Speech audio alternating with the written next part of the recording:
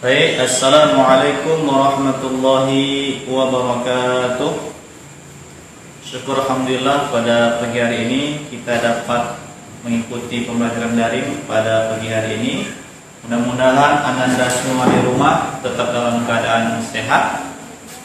Mari kita buka daring ini dengan mengucapkan basmalah. Bismillahirrahmanirrahim. Baik, untuk pertemuan hari ini kita akan bahas di PAI.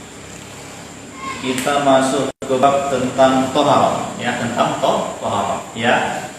Sebelum kita masuk ke bab toharoh, ada di materi awal itu tentang jenis-jenis air, ya.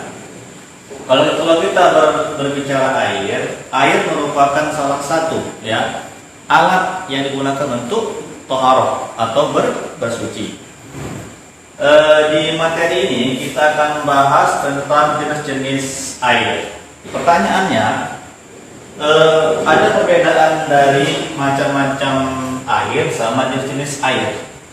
Kalau kita perhatikan, air merupakan sarana untuk dalam bersuci, ya, untuk bersuci, baik dari najis maupun dari hadas kecil maupun hadas besar.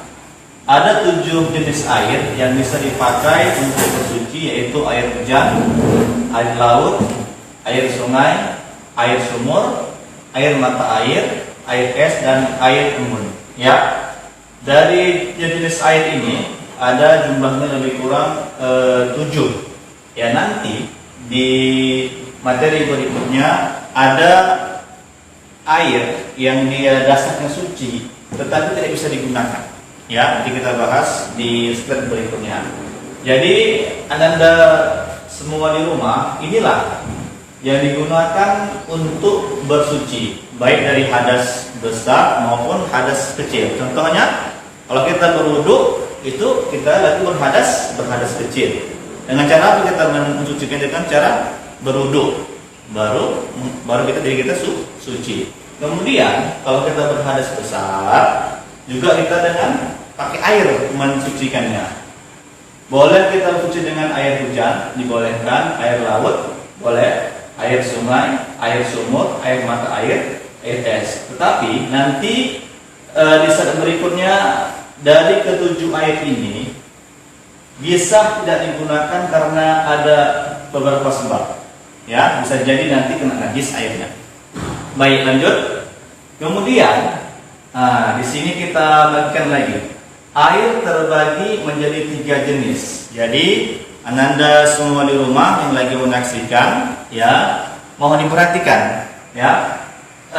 Air terbagi menjadi 3 jenis. Yang pertama adalah air suci dan mensucikan. Air mutlak namanya. Suci dan mensucikan. Sudah suci, bisa juga menyucikan. Artinya, air itu sendiri suci dan bisa dipergunakan untuk bersuci, menghilangkan najis dan hadas, seperti ada 2 jenis, ya. Kemudian air murni, ini ada yang kurang nih. Air murni, air yang sifat-sifatnya bau, warna dan rasanya tidak berubah, seperti air sumur, sungai, hujan, embun dan laut. Seperti ini suci, mensucikan serta tidak makruh menggunakannya, ya.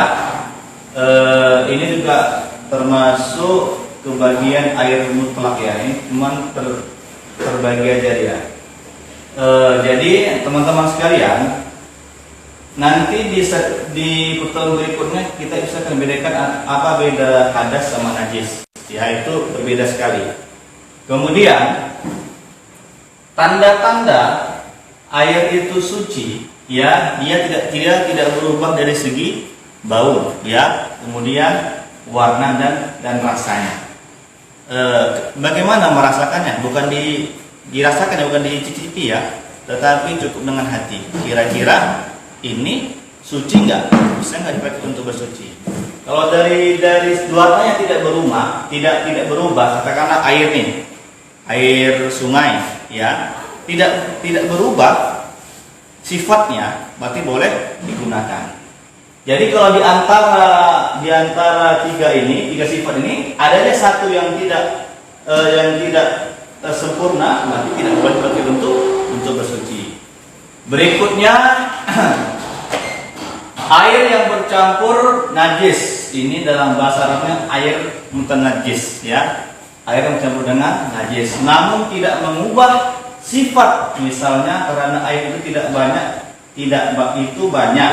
dan najisnya sedikit, maka hukum tetap suci dan mensucikan. Ini sering terjadi di bak, ya. Di kamar mandi kita punya bak, ya. Selama airnya masih banyak, ya, itu bisa digunakan untuk bersuci, tidak apa-apa, ya.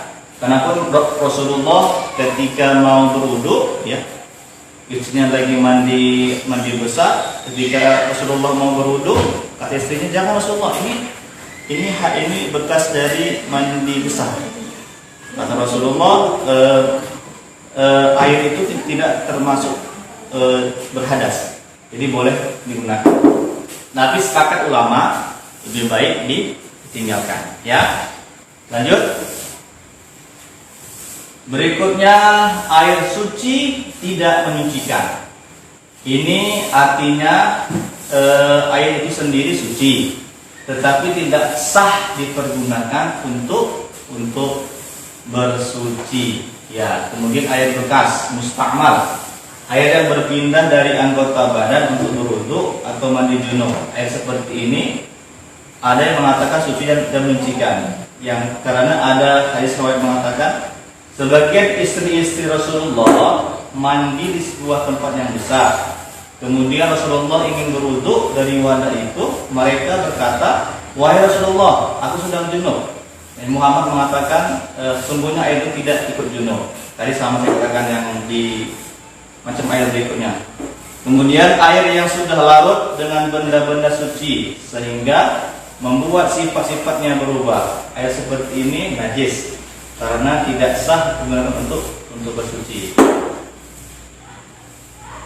Kemudian air najis artinya air yang bercampur dengan benda najis seperti kotoran atau bangkai sehingga salah satu sifatnya berubah. Air seperti ini najis karena tidak sah dipergunakan bersuci, ya. Sifatnya itu ada 3. Kalau sudah berubah dari segi bau, rasa dan warnanya, itu tidak boleh lagi untuk dipakai. Lanjut. Alhamdulillah, ya. Kita cukupkan materi kita pada hari ini. Nanti kalau pertemuan tatap muka di minggu depan, insyaallah akan Ustadz ulang lagi karena ini Ustadz harap sangat penting tentang toharoh. Demikian, tutup. Assalamualaikum warahmatullahi wabarakatuh.